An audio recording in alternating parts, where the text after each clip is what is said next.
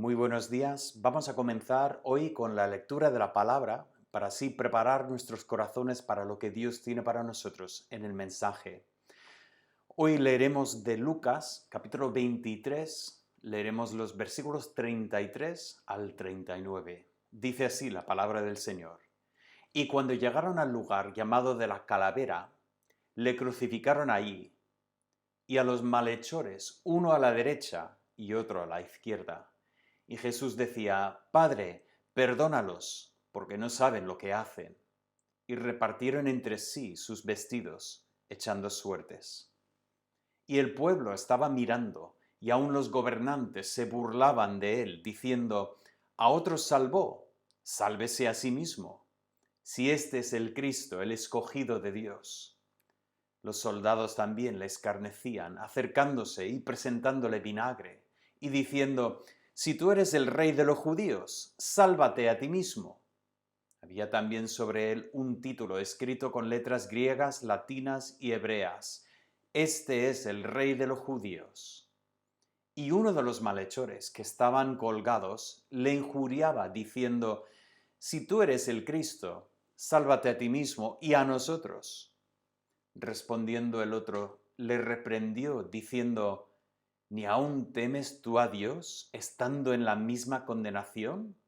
Nosotros, a la verdad, justamente padecemos, porque recibimos lo que merecieron nuestros hechos, mas éste ningún mal hizo. Y dijo a Jesús, acuérdate de mí cuando vengas a tu reino. Entonces Jesús le dijo, de cierto te digo, que hoy estarás conmigo en el paraíso. Pues este pasaje que hemos leído es un pasaje sumamente importante y es una vez más un pasaje en que encontramos esta frase, aunque no la repetición, pero de cierto te digo.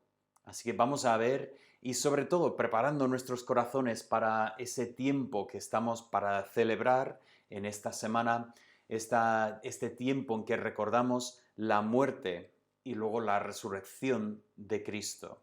Pero para preparar nuestros corazones, quiero empezar con la oración pidiendo que Dios esté con nosotros y que use la palabra para enseñarnos según su propósito. Oremos juntos. Padre Santo, pido tu bendición sobre este tiempo que tenemos en la palabra. Guía mis palabras, guía nuestra meditación juntos y pido, Señor, que tu Espíritu Santo use lo que tu palabra dice para tocar nuestros corazones y enseñarnos según tus propósitos. Te lo pido en el nombre de Cristo Jesús. Amén. Pues hemos estado estudiando en los meses anteriores sobre estas frases de Jesús y en particular esta frase que repite una y otra vez, de cierto os digo. Y hemos visto en este tiempo que esta frase, sobre todo, pues cuando pensamos en esta frase, pensamos primeramente en lo que es el Evangelio de Juan. Vimos 25 veces, o sea, 25 versículos. Ahora, no eran 25 pasajes, más bien eran 10 pasajes, pero 25 veces donde Jesús utilizó esta frase para resaltar la certeza de una verdad, de un anunciado que pronunció. Pero en los otros evangelios también encontramos esta frase, aunque no encontramos la repetición de la frase. O sea, donde Juan siempre recoge este de cierto, que aún llama la atención más, los otros evangelistas recogen la misma frase, pero de forma sencilla. De cierto os digo o de cierto te digo. Si miramos los números, encontramos, pues se encuentra en Mateo, Marcos y Lucas 50 veces, justo el doble de lo que encontramos en el Evangelio de Juan.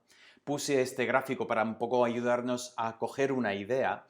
Si en Juan lo tenemos 25 veces, pues vemos en Mateo que lo tenemos 30 veces. Luego después en Marcos menos, 14 veces.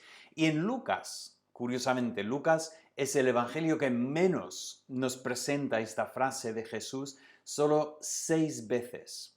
Entonces vamos a tomar ese pensamiento y quiero ir a Lucas, porque obviamente Lucas no lo recoge con tanta frecuencia, por lo tanto, cuando lo recoge, llama la atención.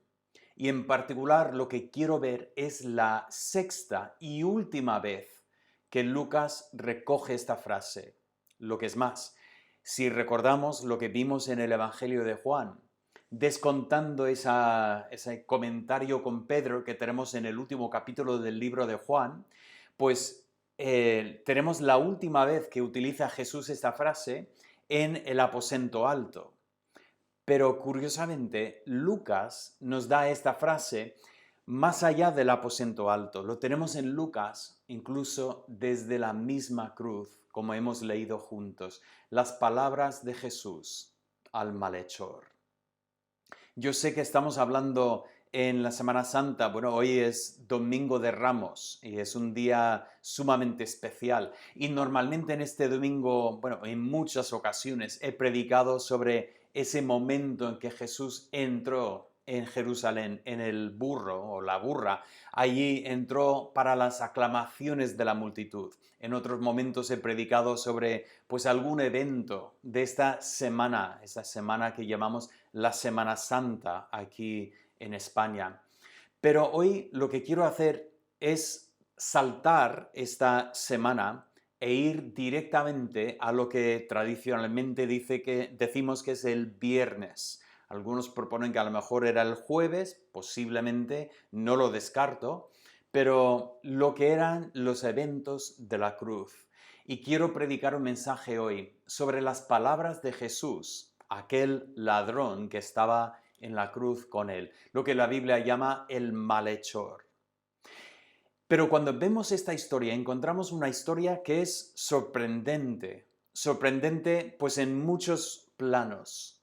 Entonces, vamos a entrar en la historia y vamos a entrar en lo que realmente es sorprendente. He puesto aquí el título, 3 aspectos sorprendentes de esta historia. Bien, cuando leemos este versículo, estamos en el capítulo 23 de Lucas y en el versículo 43 tenemos la frase sencilla que dice, entonces Jesús le dijo, de cierto te digo que hoy estarás conmigo en el paraíso. Jesús utiliza esta fórmula una vez más para decir, lo que voy a decir es cierto. Te lo digo y puedes contar con esto. ¿Qué dice? Hoy estarás conmigo en el paraíso. He puesto aquí 3 aspectos sorprendentes de esta frase de Jesús. Primeramente, Cristo le dice hoy. Quizás para nosotros no es sorprendente el hecho de que Jesús dijera hoy. Pero era sorprendente para los que le estaban escuchando porque los romanos normalmente la crucifixión no era un tema de un día, siempre era un tema de varios días. Podrían prolongarlo hasta 3 días para que la persona sufriera pues al máximo posible. Y sin embargo, Jesús empieza a hablar de hoy, como hoy voy a pasar más allá de esta vida.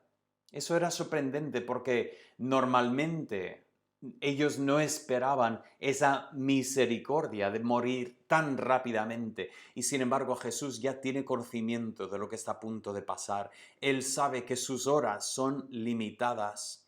Él sabe que Él entregará al Espíritu enseguida, pero también sabe que los judíos pedirán para quitar estos cuerpos de estas cruces, porque no querían que estuvieran ahí colgados. Todo esto proviene de Deuteronomio. Si miramos ahí, encontramos que hay una maldición sobre el cuerpo colgado en un madero, en un árbol. Entonces, esa maldición, los judíos no querían celebrar la Pascua con esta maldición en la tierra. Por lo tanto, piden que Pilato mande a los soldados para romper las piernas de estos hombres, para así acelerar lo que es la muerte de estos hombres.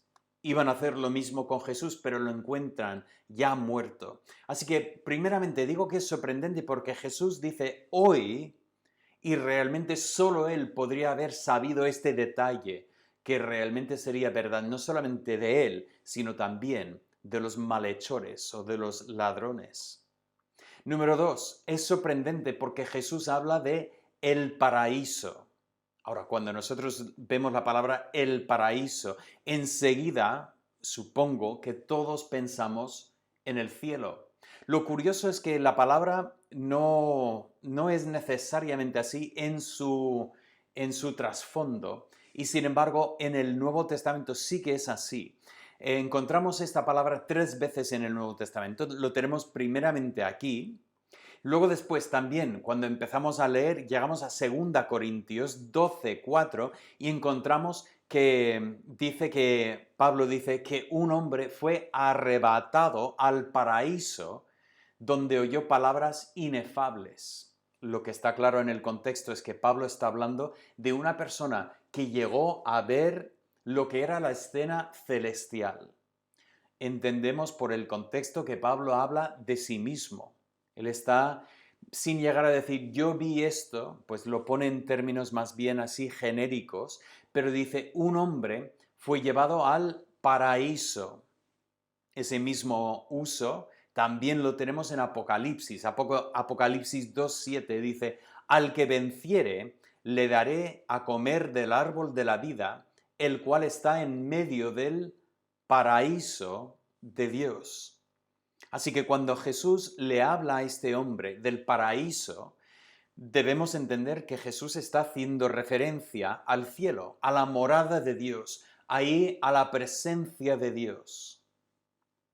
Pero cuando seguimos estudiando sobre esta palabra encontramos algo que es incluso más fascinante. Cuando miramos en el Antiguo Testamento, también la palabra aparece 3 veces en la traducción al griego del Antiguo Testamento. Bien, el Antiguo Testamento fue escrito en hebreo, en arameo, entonces, bueno, ahí se utilizan palabras distintas, pero cuando los judíos tradujeron la Biblia al griego, pues utilizaron esa misma palabra paraíso, que por cierto es solamente una transliteración de la palabra del griego.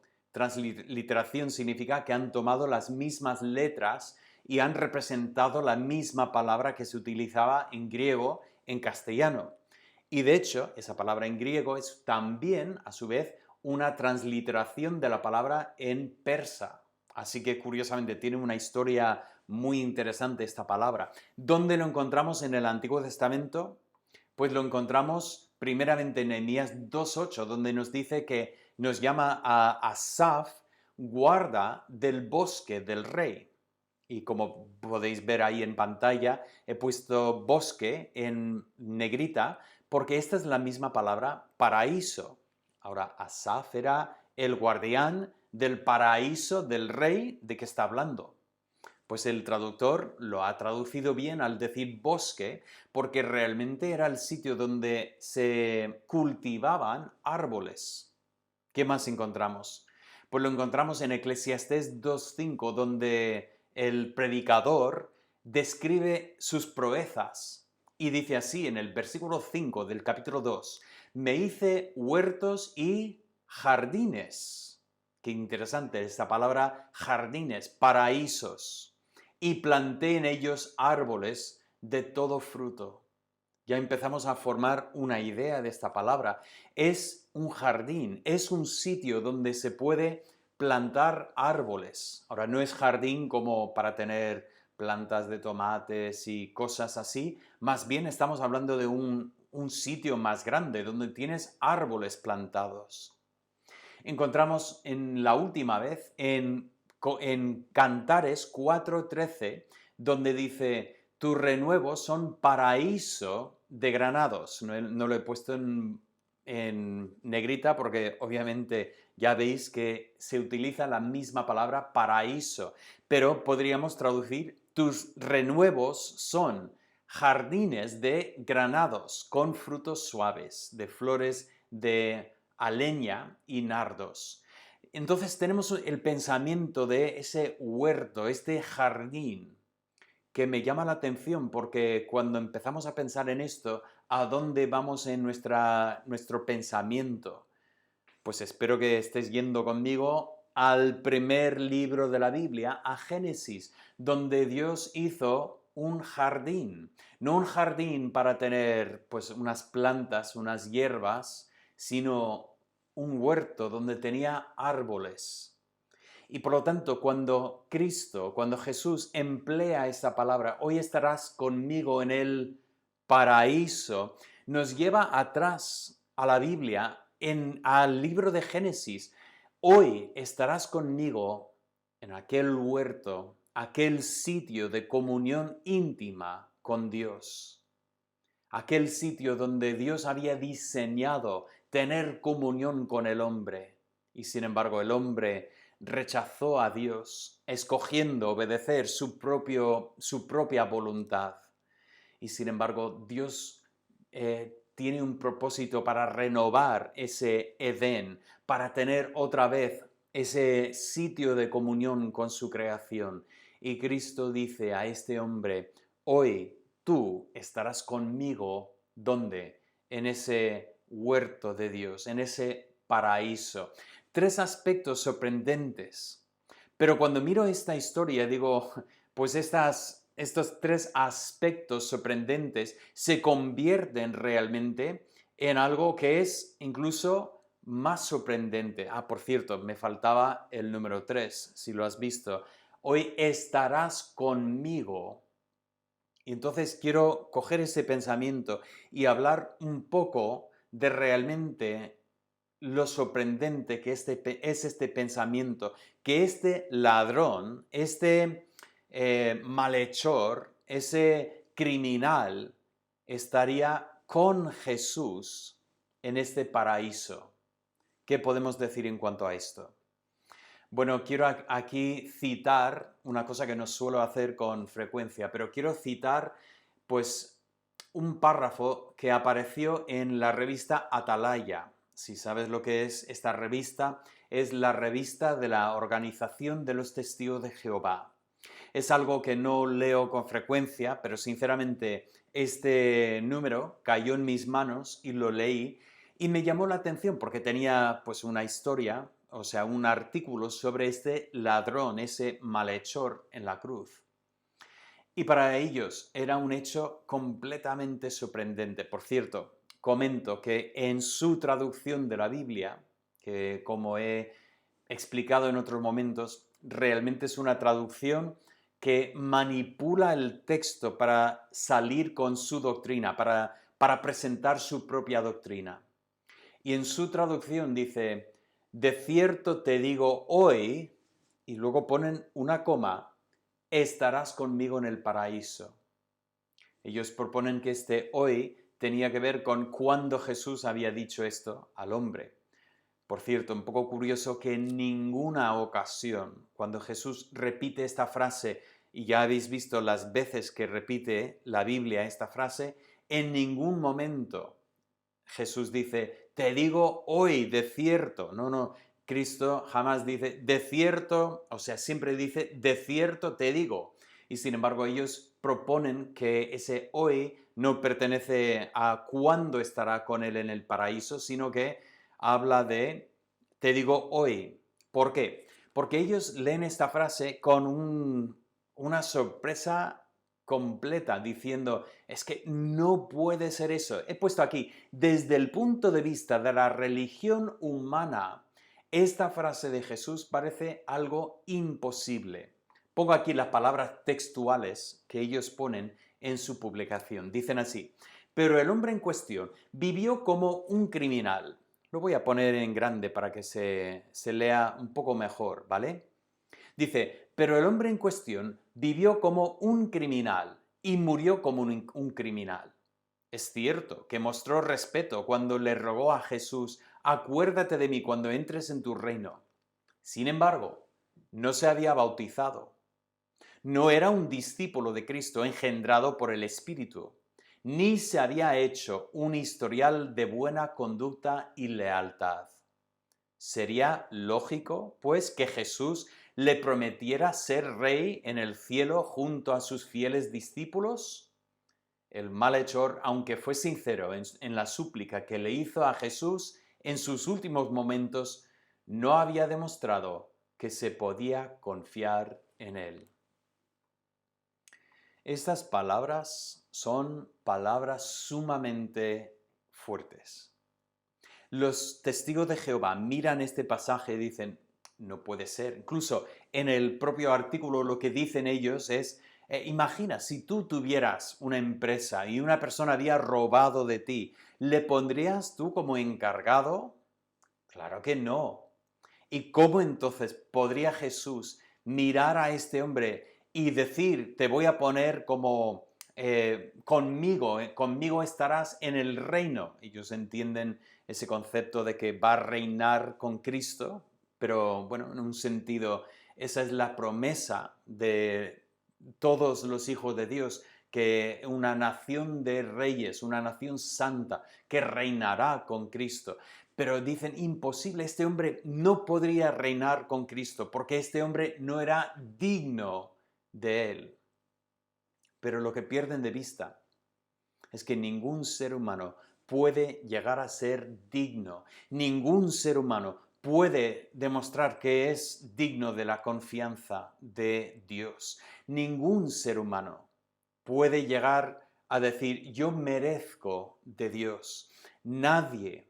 Romanos 3 nos dice, todos hemos pecado, todos estamos destituidos de la gloria de Dios. No hay justo ni aún uno.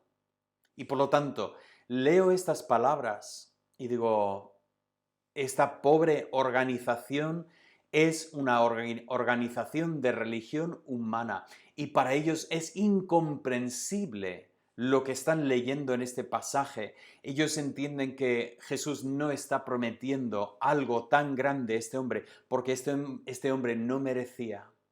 Y mi pregunta para cualquier persona que está dentro de esta organización es, ¿realmente puedes llegar a merecer esa atención de Dios? ¿Puedes demostrarte que realmente tú mereces comunión con Dios? Por salir a predicar en la calle, por intentar ser buena persona, por tener buena familia.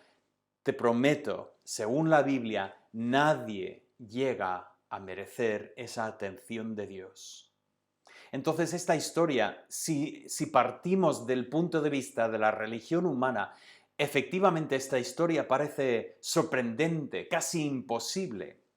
No obstante, cuando lo tomamos desde otro punto de vista, la historia no parece tan imposible.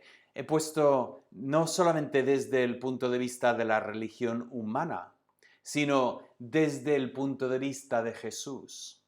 Ahora, no quiero tomar el tiempo para desarrollar todo este pasaje, pero quiero comentar sobre una parábola que Cristo cuenta. La parábola se encuentra en el libro de Mateo. Entonces, tenemos que ir a Mateo, capítulo 20 y los versículos 1 al 16. Jesús cuenta la historia, lo voy a resumir rápidamente. Un hombre que tiene una viña y llega el momento para hacer la cosecha. Ahora, durante todo el año él tendría a sus siervos y serían suficientes para mantener esa viña, para plantar, para ir cortando, para ir regando, para mirar cómo es la producción de la viña, sí, pero cuando llega el momento de la cosecha, de la vendimia, pues necesita ayuda.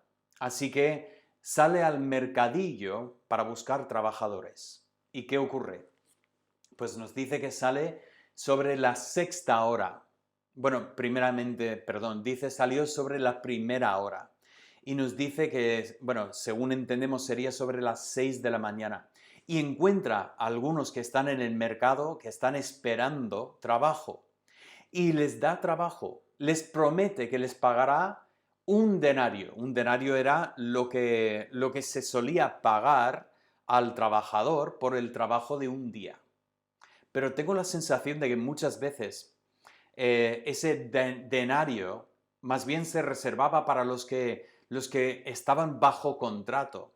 Pero en una situación así, personas desocupadas seguramente lo que hacía era pues dar una oferta inferior. O sea, mira, tú vienes y trabajas para mí y te voy a dar pues medio denario o tres cuartas partes. Es que el ser humano no cambia.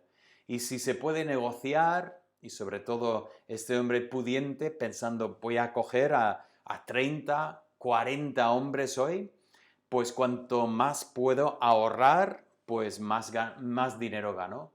Así que queda con ellos y les ofrece una cosa que era impresionante, un denario. Quizás nadie más en el mercadillo ese día estaba ofreciendo ese sueldo para trabajar ese día. Y estos hombres gozosos van con él para trabajar en su campo. Nos dice que pasadas unas horas vuelve al mercado y encuentra a otros que están sentados y les vuelve a llamar para ir a su huerto a trabajar. Y así vuelve a ocurrir unas horas después y otra vez unas horas después. Y nos dice sobre la 11ª hora, o sea, ya han pasado 11 horas del día, ya sobre las 5 de la tarde, vuelve a pasar por el mercadillo y vuelve a encontrar a personas que no había visto antes. La historia es curiosa porque nos preguntamos, ¿dónde estaban estas personas antes? ¿Por qué no habían estado ahí antes? Y sin embargo, nos dice que estas personas estaban ahí sin encontrar trabajo, igual habían trabajado en otro sitio y habían vuelto al mercado, no lo sabemos. Pero dice, ir a mi campo y yo os pagaré lo que es justo. Y estos que trabajaron una hora, cuando llegó el momento para ir pagando, él empezó con ellos y les pagó a ellos un denario. Les dio como si hubieran trabajado el día entero y sin embargo habían trabajado solo una hora. Y después, sucesivamente, con los que habían llegado después, y yendo para atrás, y claro, los primeros, viendo que había pagado un denario, o sea, el sueldo de un día había pagado a los que habían trabajado una hora, ya podéis imaginar lo que estaban haciendo estos. Estaban diciendo, yo llevo 12 horas aquí trabajando, 12 horas. Si ha pagado un sueldo al que ha trabajado una hora, me va a pagar a mí 12 sueldos. ¡Qué bien! Hoy es mi día de suerte. Y sin embargo, cuando llega a ellos, ¿qué hace? Les da también a ellos un denario. Y fíjate, estos que al principio de día estaban contentos con el pensamiento de trabajar y recibir el sueldo de un día, pues ahora empiezan a quejarse. ¿Y por qué? ¿Por qué se quejan? Porque dicen, pues no es justo. Estos han trabajado solo una hora y han recibido igual que nosotros que hemos aguantado el calor del día. Ahora, esta historia es una historia clásica, una parábola, es una historia terrenal que ilustra una verdad espiritual. ¿Qué es lo que ilustra? Cuidado, esa historia no es una alegoría para decir que habrá personas en el cielo que se quejan porque no les parece justo lo que han recibido en el cielo. Ese no es el propósito de la historia. Más bien, el propósito de la historia es ilustrar una palabra. La palabra es gracia. Aquel hombre hace la pregunta a estos trabajadores descontentos. Dice, oye, ¿no puedo hacer con lo mío lo que es bueno? O sea, ¿no puedo hacer un favor para las personas que yo desea? Yo no he hecho ningún mal para vosotros. O sea, yo os he pagado tal como habíamos quedado. Pero si yo quiero hacer algo espléndido con lo mío, ¿quién eres tú para decirme que no lo puedo hacer? Ahora, ¿qué es lo que nos está enseñando esta historia? Esta historia nos enseña una verdad que a Dios le encanta demostrar su gracia. Gracia significa favor no merecido. Y Dios quiere mostrar su gracia. ¿Y sabes qué? La salvación no depende si uno se ha sido bautizado. La salvación no depende si uno ha ido a la iglesia o ha participado en una religión. La salvación no depende si una persona se ha demostrado digna de Dios, de recibir algo de Dios. Si pensamos así, no entendemos el corazón de Dios y tampoco entendemos el nuestro. porque lo que nos enseña esta parábola es que Dios deleita en demostrar su gracia para con el ser humano. Pero cuidado, lo tengo que enfocar un poco más. Pero ahí está el pensamiento. Y digo que esta historia es tan sorprendente, pero es sorprendente porque nosotros no conocemos a Dios y nosotros no conocemos a nosotros mismos. Pero si conociéramos a Dios mejor y si realmente conocemos a nuestro corazón, esa historia no es tan sorprendente. Más bien esta historia se convierte en algo preciosa, algo maravillosa. Y quiero desarrollar este pensamiento. Bien, entonces, este tercer punto, la clave para entender, para quitar la sorpresa, para entender lo que realmente nos dice esta historia, ¿cuál es? La clave se encuentra en las palabras del malhechor. Hay dos temas que vemos aquí en estos versículos del 39 al 42. El primer tema lo vamos a resumir con esta palabra arrepentimiento. He puesto aquí una definición para que lo entendamos. Es el reconocimiento del pecado. Ahora, cuando miramos esta historia encontramos una verdad muy interesante. Nos dice la historia, primeramente, bueno, por cierto, tenemos que mirar en Mateo y en Marcos, en Mateo 27, 44 y en Marcos 15, 32. El detalle que encontramos ahí es que los dos malhechores al principio empiezan a insultar a Jesús, empiezan a decir cosas en contra de Jesús. Y sin embargo, entendemos que uno de ellos tiene un momento, un despertar en sí, tiene un momento en que de repente se ve a sí mismo desde otro punto de vista y de repente cambia lo que son sus palabras. Por cierto, perdón, no quería avanzar ahí.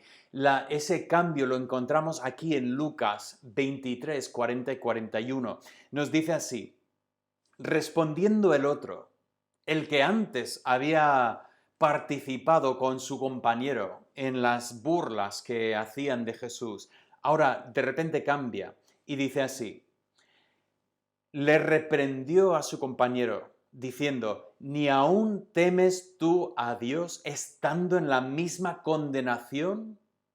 Este hombre de repente se vio a sí mismo condenado y reconoció que realmente merecía su condenación. Era un pecador, porque así dice, nosotros a la verdad justamente padecemos, porque recibimos lo que merecieron nuestros hechos. Qué interesante que este hombre empieza a reconocer, empieza a verse a sí mismo desde el punto de vista de Dios. Este hombre dice, yo soy culpable. Lo que siempre se suele decir es que en la cárcel todos son inocentes. Nadie ha hecho, nadie merece estar ahí.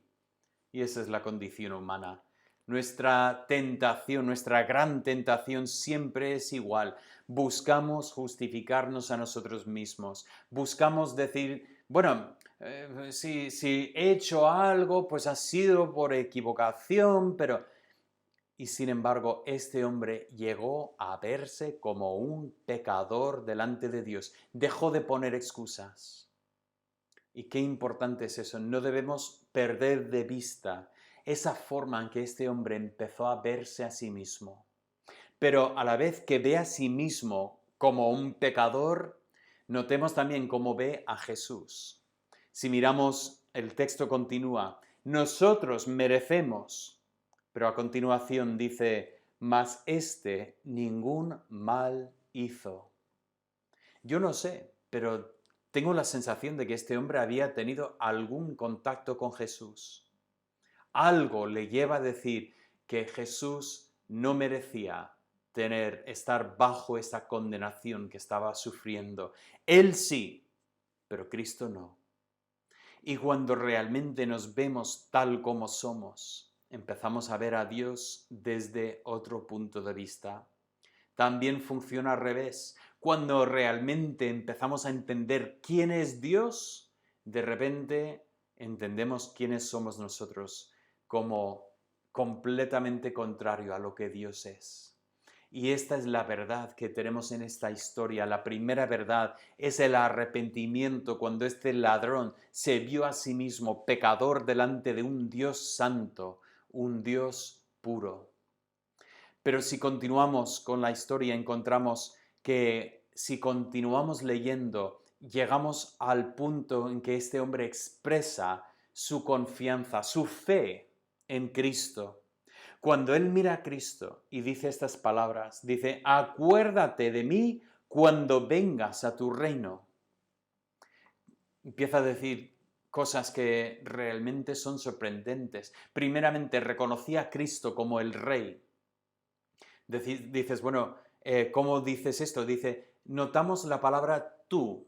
Dice, tu reino. No dice cuando venga el reino de Dios, sino cuando venga tu reino. O sea, empieza a demostrar que entiende que Cristo es un rey y sin embargo entiende cosas que los discípulos no habían entendido hasta ahora. Ellos entendían que ese reino iba a ser un reino físico y ellos estaban constantemente en esos últimos meses discutiendo sobre quién era el mayor en el reino. Y sin embargo, entiende este reino como algo que es espiritual. Entonces entiende que Cristo es el rey y que Cristo tenía un reino y ese reino era futuro. Dice, cuando vengas, o sea, entendiendo que Cristo no había venido para establecer su reino en esta tierra, sino entendiendo que este reino tendría un alcance más allá de esta tierra, o sea, un reino espiritual. Y en tercer lugar, entendía que otros podrían llegar a participar de este reino futuro. Dice, acuérdate de mí. Pensad en sus palabras. Pide, Señor, que me siente a tu derecha en tu reino. Así había pedido la madre de Juan y Jacobo para ellos. Decía, Señor, quiero ser uno de los mayores en tu reino. No decía eso como decían los apóstoles en sus discusiones entre sí. Más bien, encontramos el mismo espíritu que Cristo había dibujado en aquel publicano que subió al templo a orar y se dignaba de levantar los ojos al cielo, más bien pegaba el pecho diciendo, ten misericordia de mí, pecador. Este hombre ni pide, simplemente dice, acuérdate de mí. Yo no te pido nada, solo ruego que tú te acuerdes de mí en tu reino. Y justo en este contexto, Cristo contesta. Cristo dice, de cierto te digo, hoy conmigo estarás en aquel paraíso, en aquel huerto, en aquel sitio de comunión con Dios. Y de repente no es sorprendente porque Dios se deleita en demostrar su gracia hacia el ser humano, pero solo hacia los seres humanos que están dispuestos a arrepentirse de sus pecados y poner su confianza en lo que Cristo hizo por nosotros en la cruz. Y esa es la gran verdad de este pasaje que estamos viendo hoy. Tengo unos pensamientos para concluir este mensaje. Primeramente, quiero decir eso. La religión humana no puede ofrecer ninguna certeza para el alma.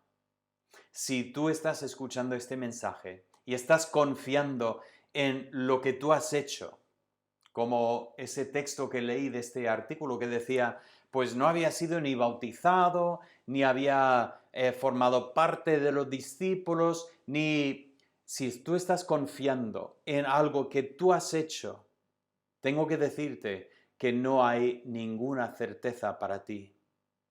Cualquier persona que te intenta dar certeza te está mintiendo, está intentando cegar tus ojos.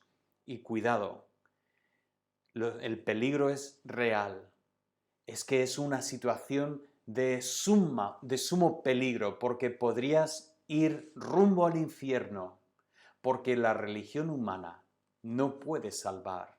Solo hay un nombre bajo los cielos dado a los hombres en que podamos ser salvos, en el nombre de Jesús. Pero en Cristo sí que hay certeza. Tal certeza que Pablo dice en la carta a los Romanos, capítulo 8, dice, para los que están en Cristo Jesús, buenas noticias, no hay ninguna condenación. O sea, podemos tener plena certeza de que estaremos en su presencia.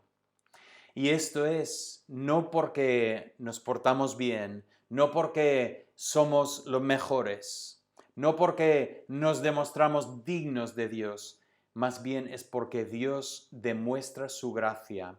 Y cuando Dios derrama su gracia sobre nosotros, lo más bonito es que transforma nuestras vidas.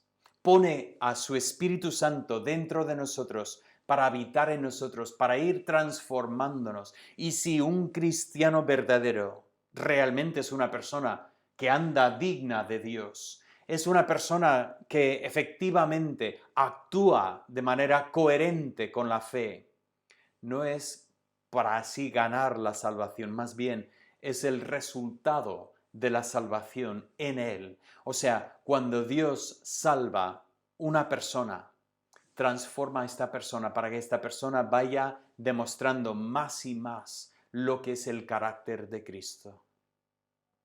Y por lo tanto, Dios tiene esa certeza de salvación para todos los arrepentidos que confían en Cristo. Tengo una pregunta para ti hoy.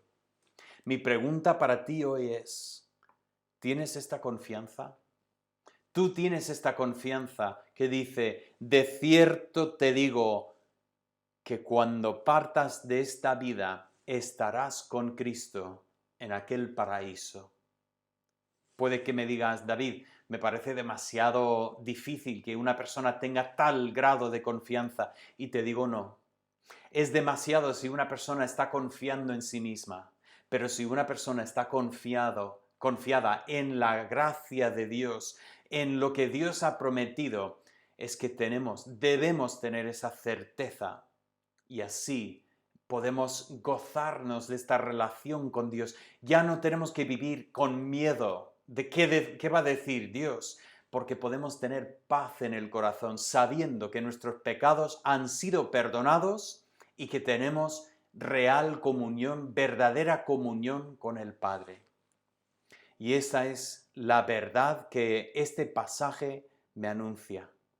Pero finalmente quiero animarte a celebrar esta certeza mientras recordamos lo que Jesús hizo por nosotros en la cruz. Hoy, en esta semana que empezamos a pensar en estos eventos, te quiero animar a recordar, a pensar en lo que era el propósito de esta semana. El propósito que celebramos hoy, esta entrada triunfal de Cristo, el propósito era para llegar a aquella cruz.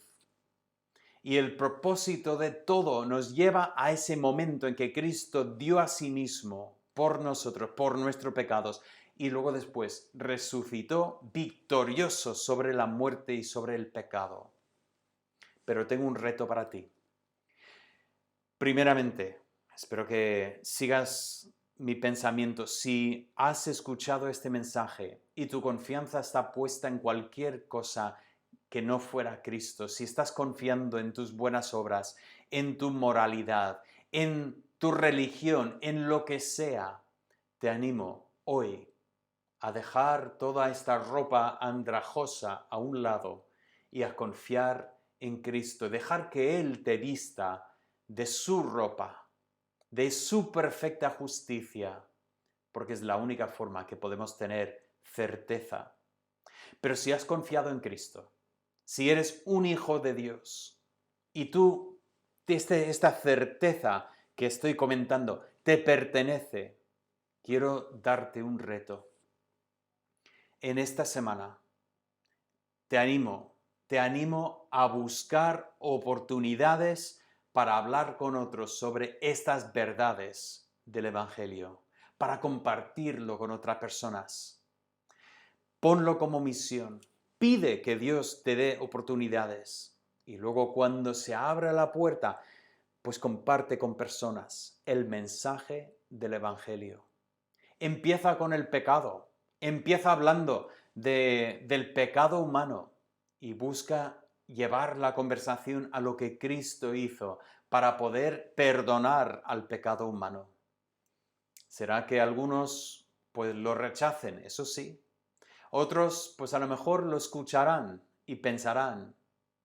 Y a lo mejor en esta semana Dios nos llevará a hablar con una persona que escuchará y el mismo milagro que ocurrió en aquel malhechor, aquel ladrón, aquel criminal colgado en la cruz, ese milagro en el instante, en las últimas horas de la vida, a lo mejor Dios obrará ese milagro en esta persona y podrá también llegar a tener esa misma certeza de estar con Cristo en aquel paraíso.